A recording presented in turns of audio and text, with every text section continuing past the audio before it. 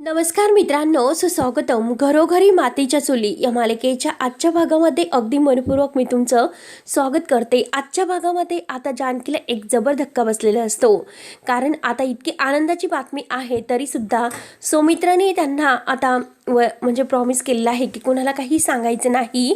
तेव्हा आता जानकीला खूप वाईट वाटतं. जानकीच्या डोक्यात फक्त तोच विचार असतो आणि तेवढ्यात ती रूममध्ये येते. ती विचारतच असते तर ऋषिकेश मात्र बाजार समितीची फाईल सापडत असतो आणि ती फाईल काही सापडत नसते. तेव्हा तो जानकीला बघतो आणि म्हणतो की जानकी, अगं बाजार समितीची फाईल सापडत नाही. तेव्हा आता जानकी तर विचारतच असते, जानकीला काही कळत नाही. तर आता ती विचार करते की ऋषिकेश, तुम्ही काका होणार आहे तरी सुद्धा मी तुम्हाला ते सांगू शकत नाही आणि तुम्ही सौमित्र भाऊजींकडे जा, म्हणजे प्रॉब्लेम क्रिएट होईल. त्यावरती आता ऋषिकेश म्हणतो की जानकी, अगं मी तुला काय विचारतो, तुला आठवते का बाजार समितीची फाईल कुठे ठेवली ते? तेव्हा आता जानकी म्हणते की बाजार समितीची फाईल का, म्हणून ती आता कपाटात शोधत असते. आता फाईल शोधता शोधता मात्र आता सौमित्रचंच बोलणं तिला आठवतं की पुढचे 3 महिने तरी आता ही गोष्ट घरातील कुणालाही कळायला नकोय. आणि जानकी आता साड्यांच्या म्हणजे ड्रॉवर तिथून फाईल काढते आणि मनात म्हणते की आता या घरातील सगळी सुखदुःख आहे तर ती प्रत्येकाने एकमेकांची वाटून घेतलेली आहे. तर आज मात्र सौमित्र भाऊजी त्यांच्या आयुष्यातील इतकी मोठी बातमी मात्र लपवतात. त्यांचा ऐश्वर्यावर विश्वास नाही, पण घरातील लोकांपासून हा आनंद ते का हिरावून घेतात आणि का त्यांना असं वाटतं की ऐश्वर्या चुकीचं वागते आणि ते असं का विचार करतात आणि त्याची शिक्षा मात्र घरातील लोकांना का, आणि का भाऊजी, का तुम्ही असं करतात बरं? तेव्हा आता जानकी विचारत पडते. तर त्यानंतर आता इकडे सारंग हा ऐश्वर्यासाठी गरम गरम कॉफी घेऊन येतो आणि म्हणतो की ऐश्वर्या, घ्या गरम गरम कॉफी तुमच्यासाठी. तेव्हा ऐश्वर्या रूम मध्ये असते आणि कॉफी घेऊन ती खूपच खुश होते आणि घेते घेते असं बोलून एक कप ती सारंगच्या हातात देते आणि सारंगला थँक्यू असं म्हणते. त्यावरती सारंग म्हणतो की अहो ऐश्वर्या, अगोदर कॉफी प्या आणि मग सांगा कशी झालेली आहे ते. तेव्हा आता ऐश्वर्या म्हणते की सारंग, हे बघा तुम्ही बनवलेली आहे, मग कॉफी तर कमालच झाली असणार. तेव्हा सारंग एकदम असा शांत होतो. तर ऐश्वर्या लगेच उठते आणि विचारते की सारंग काय झालं? त्यावरती सारंग म्हणतो की काही नाही, आणि तुमच्याकडून असं कौतुक ऐकण्याची माझी सवय नाही त्यामुळे असं वाटतं, पण हे बघा ऐश्वर्या खूपच भारी वाटलं. त्यावरती ऐश्वर्या म्हणते की मला कळतं, कारण या अगोदर मात्र कधीही मी मनापासून तुमचं कौतुक केलेलं नव्हतं, पण हे बघा सारंग, इथून पुढे मात्र कधीही असं नाही होणार. तेव्हा मात्र आता सारंग म्हणतो की हे बघा जो विषय आहे तो आपण सोडून आलो, त्यामुळे त्या विषयावर आता बोलायचं नाही, हे आपलं ठरलेलं आहे. तर आणि सगळं काही विसरून जायचं तर, आणि शेवटी आपल्या नवीन नात्याचा हा प्रवास आहे तर तो आपण एन्जॉय करायचा आहे. तर आणि हे बघा कॉफी घ्या, थंड होते. आणि आता मस्तपैकी बसून मात्र ती कॉफी घेत असते आणि सारंग विचारतो की मला सांगा बरं कॉफी कशी झाली. त्यानंतर आता इकडे ऋषिकेशला ती फाईल सापडते आणि तो खुश होतो आणि म्हणतो की जानकी, हे बघ फाईल सापडली. आणि तेवढ्यात ऋषिकेशचं लक्ष जानकीकडे जाते, कारण जानकी भलतेच विचारत आहे. तर ऋषिकेश तिला विचारतो की जानकी काय झाले, तरी सुद्धा जानकीचं लक्षच नसतं. जानकी आता सौमित्र भाऊजींच्या बोलण्यातच अडकलेली असते आणि त्याबद्दलच ती विचार करत आहे. तेव्हा ऋषिकेश तिला हाताने म्हणजे असं स्पर्श करतो आणि म्हणतो की जानकी काय झालं. तेव्हा कुठे जानकी भानावर येते आणि फाईल असं म्हणतो. तर आता ऋषिकेश म्हणतो की सापडली, पण काय झालं जानकी, तू कसलं विचारत आहे? अवंतिका ठीक आहे का? तर अवंतिका आता ठीक आहे असं जानकी म्हणून म्हणते की हे बघा काळजीचं काही कारण नाही. तेव्हा तर ऋषिकेश विचारतो, अगं पण जानकी काय झालं मग, तू कसलं विचारत आहे? तर कारण सौमित्रच्या रूम मधून आल्यापासून तू तर खूपच हरवल्यासारखी वाटते, डॉक्टर काही म्हणाले का? त्यावरती जानकी म्हणते की नाही हो, सगळं काही नॉर्मल आहे, उलट मात्र तिची जास्त काळजी घ्यायची आहे, तिला आरामाची गरज आहे असे डॉक्टर म्हणाले. त्यावरती ऋषिकेश म्हणतो की असं असेल तर तिला ठणकावून आराम करण्यासाठी सांग बरं, नाहीतर ती उठेल आणि कामाला लागेल. त्यावरती आता जानकी म्हणते की नाही हो, मी तसं नाही होऊन देणार, कारण अवंतिकाची खूप काळजी घेणं गरजेचं आहे, मी खूप काळजी घेईल, तिला आराम करावा लागेल, व्यवस्थित खायला प्यायला करून देईल. त्यावरती ऋषिकेश म्हणतो की मी बाजार समितीत जाऊन येतोय. तेव्हा आता ऋषिकेश निघून जातो. तर जानकी विचारत म्हणजे स्वतःच्या मनात म्हणते की अवंतिकासाठी आणि आपल्यासाठी खूप असा आनंदाचा क्षण आहे, पण मला खरंच माफ करा की मी कुणाला काहीच सांगू शकत नाही, म्हणून त्याचं जानकीला फार असं वाईट वाटतं. त्यानंतर आता इकडे ऐश्वर्या म्हणते की खरंच खूपच कमाल कॉफी आहे, खरंच मला जशी आवडते तशी कॉफी आहे, सारंग तुम्ही अगदी परफेक्ट आणलीस. तेव्हा आता सारंग म्हणतो की खरंच आवडली. तर ऐश्वर्या म्हणते की हो. सारंग म्हणतो की ठीक आहे, आता सगळे काम मी करणार आहे, तर मी अगदी निवांत राहायचं, काळजी करण्याचं कारण नाही. तेव्हा आता ऐश्वर्या म्हणते की हे सगळं करण्याची काही गरज नाही, कारण हे सर्व करताना मात्र तुम्हाला जर कोणी बघितलं तेव्हा घरचे परत तुम्हाला बायकोचं बैल म्हणतील. तेव्हा आता सारंगला गालातल्या गालात खूपच असे हसून येतो. दोघंही खूप हसतात. तर आता सारंग म्हणतो की नाही हो, आता कोणीच नाही म्हणणार, तर सगळं काही बदललेलं आहे. त्यावरती आता ऐश्वर्या म्हणते की हो, सगळं बदललेलं आहे. पण सारंग हे बघा ना, सौमित्र भाऊजी अजून नाही बदलले हो, म्हणजे त्यांच्या मनामध्ये अजून सुद्धा माझ्याविषयीचा खूप राग आहे. तर त्यांचं असं म्हणणं आहे की घरामध्ये आल्यामुळे मात्र घरामध्ये आता माझ्यामुळे निगेटिव्हिटी आलेली आहे. तर की घरामध्ये पाऊल ठेवलं म्हणून अवंतिकाची तब्येत खराब झाली असे त्यांना वाटते. त्यावरती सारंग उठतो, ऐश्वर्याचा हात धरतो. बघा, असा विचार करू नका, त्यांचं बोलणं आहे तर तुम्ही खूप मनाला लावून घेतलेलं आहे आणि ऐश्वर्या प्लीज असं करू नका. आणि हे बघा, तो दादा सुद्धा रागाच्या भरातच बोलला, तो मनापासून नाही बोलला हे सर्व. हे बघा, तुम्ही घरात येऊ नये यासाठी मात्र त्याचं म्हणणं होतं आणि त्यासाठी तो घरातील सगळ्यांसोबत भांडला. तर जेव्हा तुम्ही गृहप्रवेश करणार होता तर त्याच वेळेस तो तयार होऊन खाली आलेला होता आणि हे बघा, नुसता आला नाही तर मला भेटला, मला मिठी मारली आणि मला म्हटला, हे बघ दादा, तू खुश आहे तर मी सुद्धा खुश आहे. तेव्हा दोघंही आम्ही एकमेकांना घट्ट अशी मिठी मारली आणि हे बघा, असा आहे माझा भाऊ, मनाने खूप चांगला आहे. ऐश्वर्या म्हणते की हो. तेव्हा आता ऐश्वर्या म्हणते की हे बघा, सौमित्र भाऊजींच्या मनामध्ये माझ्या विषयी असणारा जो राग आहे ना, तो खरंच मला नाही सहन होतो आणि त्या गोष्टीचा खरंच मला खूप त्रास होतो. परंतु मी ठरवलेलं आहे की मी हरणार नाही, मी लढणार. जानकी म्हणते की तसं चांगुलपणाचा हात मी कधीही नाही सोडणार. आणि हे बघा, सारंग किती हळूहळू जरी झाले तरी सुद्धा शेवटी मी आपल्या घरातील माणसांची मनं जिंकणार आहे. तर आणि हे बघा, तुम्हाला माहिती आहे का, मी जानकीचीच पद्धत वापरणार. तेव्हा ऐश्वर्या म्हणते की म्हणजे कसं, की कोणी कितीही माझ्यासोबत वाईट वागले, मला किती घालून पाडून बोलले, तरी सुद्धा मी हा चांगुलपणाचा धरलेला हात नाही सोडणार. तर ऐकून आता सारंग इतका खुश होतो आणि म्हणतो की शेवटी तुम्ही ठरवलेलं आहे ना. त्यानंतर सारंग म्हणतो की हे बघा, जे ठरवलेलं आहे ना तर त्याप्रमाणे तुम्ही वागत राहा. त्यामुळे हे बघा, बघत राहा की काय होतं. सगळ्यांची मनं ही आपोआप तुमच्यासोबत जोडली जातील. ऐश्वर्या विचारते की होईल का सगळं काही नीट. तेव्हा सारंग म्हणतं की हो, होईल. त्यानंतर आता जानकी आणि सुमित्रा मात्र काहीतरी काम किचनमध्ये करत असतात. तर सुमित्रा म्हणते की जानकी राहून दे, अगं तुझं बोट कापलेलं आहे. तर त्यावरती जानकी म्हणते की नाही आई करते मी. आणि तेवढं तेथे ऐश्वर्या येते. ऐश्वर्या म्हणते की आई, अहो मी काही काम करू का. तर सुमित्रा म्हणते की अगं हे बघ, तू आजच नवीन घरात आलेली आहे, आजच्या दिवस कशाला काम करतेस. जानकी म्हणते की तू पहिला दिवस असं समज की कामाला सुट्टी असेल. आई, उद्यापासून मात्र मी धाकट्या जाऊबाईंना कामाला लावणार आहे. तर ऐश्वर्या आणि सुमित्रा खूप हसतात. तर ऐश्वर्या खुश होऊन म्हणते की चालेल बहिणी. तेव्हा जानकी म्हणते की काही नाही, अगं हे बघ तू बस, सगळं स्वयंपाक वगैरे झालेला आहे, फक्त इतकंच बाकी आहे. आणि सुमित्रा म्हणते की ऐश्वर्या बघतेस ना, अगं तुझं डाएट आहे त्यामुळे ती मुद्दाम मात्र तुझ्यासाठी सॅलेड कापते. मग ऐश्वर्या, तुला काय हवं आणि काय नको हे सगळं काही आम्ही करू, कारण तू सांग तसे की तुला काय आवडतं. तेव्हा आता ऐश्वर्या म्हणते की डोंट वरी आई, इथून पुढे मात्र मी स्वतःच सगळं काही करणार आहे. तर म्हणजे आपल्या घरातील लोकांना काय काय आवडतं हे सगळे काही पदार्थ मी शिकणार आहे. तर आता जानकी म्हणते की हो, शिक. सगळ्यात अगोदर सगळ्यांना काय काय आवडतं ते शिक, पण सगळ्यात अगोदर तुझ्या नवऱ्याला सारंग भाऊजींना काय काय आवडतं ते अगोदर शिक. ऐश्वर्या खूप लाजते आणि हसते. जानकी सुद्धा तिला खूप हसायला लावते आणि स्वतः सुद्धा खूप हसते. तर सुमित्रा म्हणते की हो ना, खरंच ना, अगं जेव्हापासून तू ऐश्वर्या येथे नव्हती तर माझं सारंग अगदी शेवग्याच्या शेंगाप्रमाणे वाढत चालला होता, हो की नाही जानकी. जानकी म्हणते की हो नाही, सारंग भाऊजींकडे तर खरंच बघवत नव्हतं. तेव्हा ऐश्वर्या म्हणते की काय हो तुमचं दोघींचं, प्लीज. तेव्हा आता दोघी खूप हसतात आणि सुमित्रा म्हणते की अगं ऐशू, खरंच तुला सांगते, हे बघ आता तू आलेली आहे तर स्वतः तू त्याच्या तब्येतीकडे लक्ष दे बरं. आता सुमित्रा असं म्हटल्यानंतर ऐश्वर्या हो म्हणते. सुमित्रा परत म्हणते, अगं तब्येतीवरून माझ्या लक्षात आलं की नक्की अवंतिकाला चेक करण्यासाठी डॉक्टर आले होते, नक्की काय म्हटले ते. आता जानकी आनंदाच्या अगदी उत्साहात सांगून जाते की काळजी करण्याचं काही कारण नाही, आनंदाची बातमी आहे. परत आता जानकी अगदी बोलता बोलता थांबते आणि सुमित्रा याच्याकडे पाहत असते आणि तिला त्यावेळेस मात्र बघता बघता सौमित्राचं बोलणं आठवतं, म्हणून ती आता कुणाला काही सांगायला तयार नसते. तेव्हा आता सुमित्रा विचारते की म्हणजे काय ग जानकी, काय झालं. जानकी मात्र तर स्वतःला सावरून घेते आणि म्हणते की आनंदाचीच बातमी आहे, कारण तिच्या तब्येतीला काही झालेलं नाही म्हणून. तर अवंतिकाला खूप असा अशक्तपणा आलेला आहे आणि डॉक्टरांनी सुद्धा सांगितलेलं आहे की तिची काळजी घेण्यासाठी आणि तिला फक्त आणि फक्त आराम करून द्या, बाकी काळजीचं काही कारण नाही. तर आता सुमित्रा म्हणते की चला तर बरं झालं आणि मी तुम्हाला दोघींना सुद्धा सांगते की तब्येतीकडे लक्ष द्या म्हणून. सगळं काही खा प्या, हो की नाही ऐश्वर्या. हे बघा मी तुम्हाला पपई कापत आहे तर ती खा. आणि तेवढं तेथे अवंतिका येते. अवंतिकाला बघून ऐश्वर्या म्हणते की अरे अवंतिका आलीच का तू, आणि तुझ्याबद्दलच आम्ही बोलत होतो.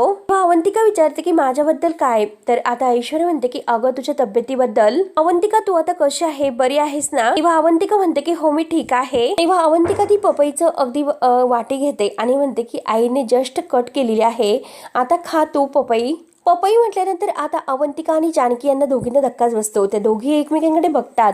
अवंतिका म्हणते की पपई पपई मला नको येतं. ऐश्वर्या म्हणते की अगं पपई तर हेल्दी असते, फ्रुट्स आहे आणि तुला तर बरं नाही त्यामुळे तू खा ना. तेव्हा जानकी लगेच आता ती वाटी आहे तर ती पपईची ती लगेच आपल्या हातात घेते ऐश्वर्याच्या हातातून, आणि ती नको म्हणते ना म्हणून आता ती खाली ठेवते. तर सुमित्रा म्हणते की अगं काय बोलते जानकी, तब्येतीसाठी पपई चांगली असते. आणि ती अवंतिकाला म्हणते की घे बरं आणि खा थोडंसं. आता ऐश्वर्या म्हणते की आई तुम्हीच भरवा बरं तिला. सुमित्रा म्हणते की हो ना मला सुद्धा तसंच वाटतं. तेव्हा आता सुमित्रा स्वतः अवंतिकाला पपई भरायला हातामध्ये घेते. आणि तेव्हा जानकीच्या मनात विचार येतो की अवंतिका मात्र प्रेग्नेंट आहे आणि पहिले 3 महिने तरी अवंतिका पपई वगैरे असे काही खाऊ शकत नाही, अननस, त्यामुळे बाळावर अगदी धोका निर्माण होऊ शकतो. आईंना मी आता कसं सांगू की त्यांना कसं खरंच माहिती नाही. जानकीला फार आता टेन्शन येते आणि अवंतिकाला सुद्धा. सुमित्रा आपल्या हाताने पपई घेते आणि अवंतिकाला भरवायला जाणार तोच लगेच आता जानकी सुमित्राचा हात धरते. आता जानकी म्हणते की नकोय कारण डॉक्टरांनी सांगितलेलं आहे की तिला पपई वगैरे काही खायचं नाही म्हणून. आता सुमित्रा विचारते की का नकोय. तर आता जानकी म्हणते की हे बघा अवंतिकाला बरं नाही आणि तिचे गोळ्यांचे डोस वगैरे सुद्धा सुरू आहेत. ऑलरेडी तिच्या शरीरामध्ये उष्णता आहे आणि जर पपई खाल्ली तर उष्णतेमुळे तिला त्रास आणखीनच वाढेल, म्हणून मी तिला पपई खाऊन देत नाही. आणि मागच्या वेळी सुद्धा तिला पपई खाल्ल्यामुळे त्रास झाला होता, हो की नाही अवंतिका. तर सुमित्रा म्हणते की हो ना माझ्या लक्षातच आले नाही. आणि अवंतिका मी तुझ्यासाठी काही दुसरं बनवून देऊ का. त्यावरती अवंतिका म्हणते की नाही आई खरंच माझी काही खाण्याची इच्छा नाही हो. तेव्हा जानकी म्हणते की हे बघ अवंतिका तू रूम मध्ये जा, आता मी तुझ्यासाठी जे काही आहे ते आवडतं बनवते. ऐश्वर्या सुद्धा म्हणते की अवंतिका जर तुला काही लागले तर तू नक्की मला आवाज दे, मी नक्की तुझ्यासाठी घेऊन येईल. आता अवंतिका ही विचारतच असते आणि फक्त ऐश्वर्याला यस असं म्हणते. आपल्या रूममध्ये जायला निघते परंतु तिच्या साडीचा पदर आहे तर तो पायाच्या अंगठ्यामध्ये गुंततो आणि अवंतिका पडणार, म्हणजे ती किचनवर अशी पोटावर पडणार असते. पण तोच लगेच जानकी पाहते आणि अवंतिकाच्या पोटाला हात धरते आणि अवंतिका असं म्हणते. तेव्हा आता जानकी म्हणते की अवंतिका तू काय करतेस, अगं काळजी घे ना. तर आता ऐश्वर्या आणि सुमित्रा पाहतच असतात. तर त्या विचारतात की काय झालं अवंतिका, तुला पुन्हा चक्कर वगैरे आलीस का. मित्र सुद्धा काळजीनेच विचारते की अगं अवंतिका लागलं तर नाही ना. अवंतिकाला मनातून खूपच वाईट वाटतं. ती मनातच म्हणते की सॉरी आई आणि सॉरी ऐश्वर्या, मी आता तुम्हाला खरंच काही सांगू शकत नाही. तर सौमित्राने मला शपथ दिलेली आहे की आमच्या होणाऱ्या बाळाबद्दल आम्ही खरंच आता कुणाला सांगू शकत नाही म्हणून. अवंतिकाला फार आता टेन्शन येते. जानकी तिच्याकडे पाहतच असते. सुमित्रा म्हणते की ठीक आहे जा बरं आता अवंतिका तू आराम कर बरं. तेव्हा आता अवंतिकाला फार असं वाईट वाटतं. तू ऐश्वर्याच्या मनात काहीतरी येते की नक्की आपल्यापासून हे काहीतरी लपवतात, कारण जानकीचा चेहरा स्पष्ट सांगत असतो. ऐश्वर्या जानकीकडे बघते. त्यानंतर आता सकाळ होते. आता जानकी तयार होऊन मात्र आता किचन मध्ये दूध वगैरे तापून आता चहा वगैरे टाकत असते. आणि तेवढ्यात आता ऐश्वर्या तयार होऊन येते आणि जानकीला गुड मॉर्निंग असं म्हणते.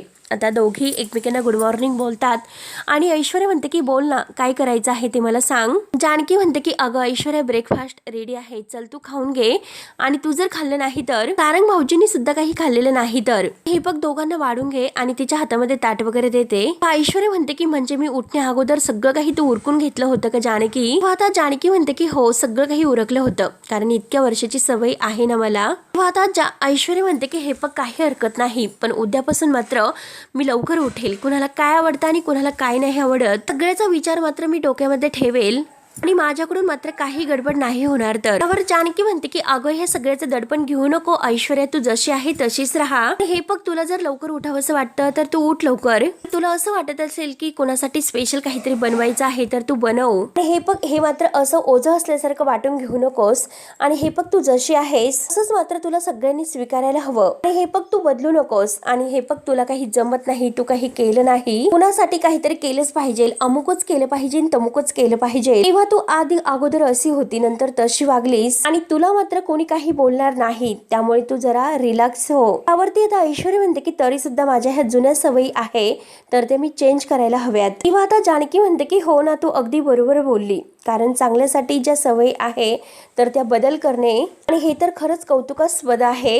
हे बघ ऐश्वर्या, अगं हे सगळे बदल एका रात्री तर घडत नसतात, त्यासाठी मात्र तुला थोडासा वेळ द्यावाच लागेल. तेव्हा आता ऐश्वर्या म्हणते की हो मला माहिती आहे, पण हे बघ अगं तुझा जे काही माझ्याविषयी असणारा विश्वास आहे ना, तो ढळण्या अगोदरच मात्र मला सगळ्यांच्या मनात हा विश्वास निर्माण करायचा आहे. तर त्यावरती आता जानकी विचारते की विश्वास ढळण्या अगोदर म्हणजे नक्की तू काय विचारतेस आणि नक्की तू असं का बोलतेस बरं? माझा तुझ्यावर पूर्ण विश्वास आहे ऐश्वर्या. किंवा आता ऐश्वर्या म्हणते की हे बघ जानकी, तुम्हाला मात्र चुकीचं ठरू नकोस. एरवी हे बघ तुझं वागणं आणि बोलणं मला कधीही खटकत नाही, पण हे बघ कालचं तुझं वागणं बोलणं हे आहे ना, ते मला जरा खटकलं. तेव्हा आता जानकीला संशय येतो आणि ती विचारते की खटकलं म्हणजे नक्की काय झालं ऐश्वर्या? तेव्हा ऐश्वर्या म्हणते की मला असं वाटलं की काल मात्र तू माझ्यापासून काहीतरी लपवतेस. तेव्हा आता जानकी म्हणते की अगं तू काही कसं बोलतेस, मी काही लपवणार?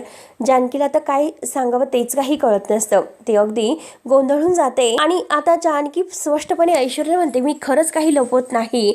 आता हे सर्व ऐकून ऐश्वर्या म्हणते की जानकी तुला खोटं नाही बोलतायत हे मी ओळखते. तेव्हा तरी सुद्धा जानकी म्हणते की अगं तसं काही नाही. त्यावरती ऐश्वर्या म्हणते की तरी सुद्धा तू मला खरं खरं सांग, अवंतिकाला काय झालेलं आहे तर तू माझ्यापासून काहीतरी लपवतेस.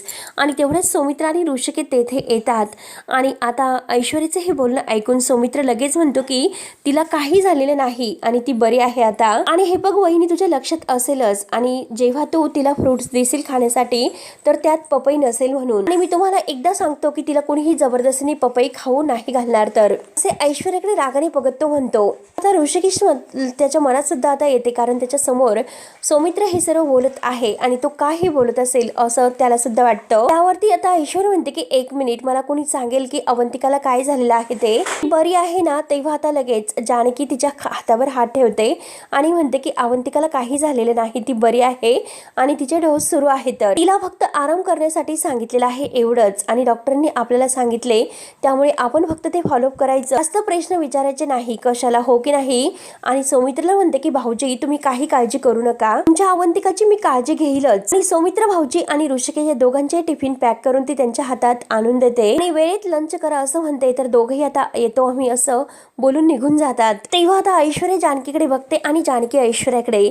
त्यानंतर आता ऐश्वर्या पुन्हा विचारते की जानकी तू का मला अडवलंस आणि का मला बोलून दिलं नाहीस बरं? तेव्हा आता जानकी म्हणते की हे बघ ऐश्वर्या, अगं अवंतिकाच्या बाबतीत डॉक्टरांनी काय सांगितलेलं आहे हे सगळं मी तुला सांगितलेलं आहे, तर त्यामुळे हे बघ पुन्हा पुन्हा मात्र त्याच गोष्टीवर बोलायला नकोय. ऐश्वर्या म्हणते की हे बघ जानकी, अगं कितीही काही म्हटली तरी त्यांच्या मनात माझ्याबद्दल जे काही आहे तर ते आपल्याला बोलूनच सॉल्व्ह करावं लागेल. जर तुम्हीच असं बोलला तर सौमित्र भाऊजी त्यांच्या मनात जे काही आहे तर ते माझ्यासमोर कधीही नाही बोलणार. आणि हे बघ माझ्याबद्दलची त्यांच्या मनातील जी काही इमेज आहे तर ती आपल्याला बदलावी लागेल. आणि हे बघ जानकी, मी पुन्हा घरात आलेले आहे, त्यामुळे सगळ्यांच्या समोर आणि सगळ्यांच्या सोबत माझं बोलणं आहे आणि वापर आहे तर तो होणारच आहे. किती काही झालं तरी आपल्याला सौमित्र भाऊजींना बोलतं करावंच लागेल. तर जानकी आता रागानेच म्हणते की का पण तुला सौमित्र भाऊजींशी बोलायचं आहे आणि तुला तर माहितीच आहे की ते तुझ्यावर किती रागवलेले आहेत, ते तुझा तिरस्कार करतात, पण त्यांच्याशी बोलण्याची तुझी धडपड काय आहे सांगशील का मला? आणि हे बघ ऐश्वर्या, मला माहिती आहे की तुला तुझी इमेज बदलायची आहे आणि ती जेव्हा बदलायची तेव्हा बदलली जाणारच आहे. आणि हे बघ चांगल्या गोष्टी मात्र समोर येतातच, पण त्यासाठी मात्र ऐश्वर्या तुला वेळ तर द्यावाच लागेल, गोष्टींना सुद्धा आणि माणसांना सुद्धा. अचानक मात्र असे कोणतेही बदल नाही होत, सगळं काही हळूहळू ठीक होईल, विश्वास ठेव. कळतं ना मी तुला काय म्हणते ते? आता ऐश्वर्या म्हणते की हे बघ जानकी, पण मला कुठे माझं चुकतं ते खरंच कळत नाही. तेव्हा जानकी तिचे हात धरते, तिला हाताला धरून खुर्चीवर बसवते आणि बस खाली, मी तुला सगळं काही सांगते. हे सगळ्यात अगोदर मात्र ती तिला शांत राहायला सांगते. आणि हे बघ ऐश्वर्या, तुला तुझ्यातील जे काही पेशन्स आहे तर ते वाढवावे लागतील. आणि हे बघ ऐश्वर्या, आतापर्यंत तुला कळलं असेल की तुझं काय काय चुकतं, पण तसेच मात्र तुझ्या स्वभावातील काय काय बदल आहे तर करणं सुद्धा खूप गरजेचं आहे. आणि हे बघ ऐश्वर्या, सयाजी काका आणि कावेरी काकू यांनी फारच तुला लाडात वाढवलेलं आहे, त्यामुळे तुझा स्वभाव असा बनला आणि प्रत्येक गोष्ट मात्र तुझ्या मनाप्रमाणे करण्याची तुला सवय लागली. आपलं म्हणणं समोरच्यानी ऐकूनच घ्यावं हा तुझा आग्रह असतो आणि समोरच्याने आपलं जे काही मनस्थिती आहे ती ऐकून घेण्याची त्याची मनस्थिती आहे की नाही हे सुद्धा ओळखता आलं पाहिजे। हे बघ ऐश्वर्या, मी तुला खात्रीने सांगते की तू एकदा डोक्यातून शांतपणे हे सगळं सोडून दिले, अगदी शांत राहिली तर आता सगळं काही अगदी व्यवस्थित होईल। राहिला मात्र प्रश्न तो सौमित्र भाऊजींचा, आणि तुला तर माहितीच आहे की त्यांचा तुझ्यावर राग आहे म्हणून ते तुझ्यावर रागावलेले आहेत आणि तो राग शांत होईपर्यंत तुला समजून घ्यावं लागेल। पण अवंतिका मात्र सौमित्र भाऊजींचा हळवा कोपरा आहे आणि त्यांचं जे काही असेल ना तर ते सॉल्व्ह होईपर्यंत तू अवंतिकाच्या बाबतीत काही करायला जाऊ नकोस, तिच्याबद्दल काही बोलायला सुद्धा जाऊ नकोस, तरच तुमचं नातं आहे तर ते काही ना काही सुरळीत मार्गावर येईलच किंवा आपल्या घरातील वाद हे कमी होतील। एवढं तू माझ्यासाठी करशील ना तर ऐश्वर्या अगदी नाराज होत जानकीकडे बघत असते आणि विचारात पडते तर जानकी तिच्याकडे पाहतच असते। तर मित्रांनो, शेवटी हा भाग येथे संपतो आणि त्याच वेळेस आता पुढील भागामध्ये अवंतिका आणि ओवी मात्र आंधळी कोशिंबीर खेळत असतात आणि आता अवंतिकाचे डोळे बांधले जातात आणि त्याच वेळेस आता जी ओवीची गाडी आहे लहान खेळणारी तर त्यावरून अवंतिकाचा पाय घसरतो, अवंतिका पडणार तोच लगेच जानकीचं लक्ष जातं। जानकी बघते, जानकीला धक्काच बसतो आणि त्याच वेळेस ऐश्वर्या मात्र अवंतिकाला पडण्यापासून वाचवते आणि त्याच वेळेस सौमित्र धावतच येतो आणि तो ऐश्वर्यावरच ओरडतो आणि अवंतिकाला अवंतिका असे म्हणून तो ऐश्वर्याला म्हणतो की काय चाललं तुझं, ती पडली असती तर। जानकी म्हणते की हे बघा तिने वाचवलेलं आहे तरी सुद्धा तुम्ही तिच्यावर का ओरडतात। आता सौमित्र म्हणतो की ही वाचवणारी ही तर अगदी मायाला साथ देणारी आहे आणि ती कुणाला वाचवेल यावरती माझा विश्वासच नाही। ऐश्वर्याला आता खूपच म्हणजे वाईट वाटतं तेव्हा आता ऐश्वर्या म्हणते की हे बघा माझा मायाशी काही संबंध नाही। तेव्हा आता सौमित्र म्हणतो की ते कोर्टातच सिद्ध होईल आणि मी असं काहीतरी करून दाखवेलच की तुला या घरातून बाहेर जायला भागच पाडेल, असे सगळ्यांच्या समोर तो आता ऐश्वर्याला धमकावतो। आता ऐश्वर्या खूप रडत असते आणि सारंगला सुद्धा खूप वाईट वाटतं, जानकी सुद्धा खूप रडत असते। जानकी म्हणते की ऐश्वर्या हे बघ आपल्या घराची घडी विस्कटलेली आहे आणि तीच आपल्याला आता व्यवस्थित करावी लागेल। आता ती ऐश्वर्याचा हात धरते, सारंगचा सुद्धा हात धरते आणि तिघांच्याही एकत्र हात मात्र धरून आता तिघेही म्हणतात, जानकी म्हणते आता आपल्याला तिघांना मिळून आता ह्या आपल्या घराला पुन्हा आता गोकुळ बनवायचं आहे, तर हेच कायम लक्षात ठेवा। तर सारंग आणि ऐश्वर्या तयार होतात, जानकीची साथ देतात। तर मित्रांनो, पुढे नक्की काय होतं हे बघायला विसरू नका। तोपर्यंत धन्यवाद।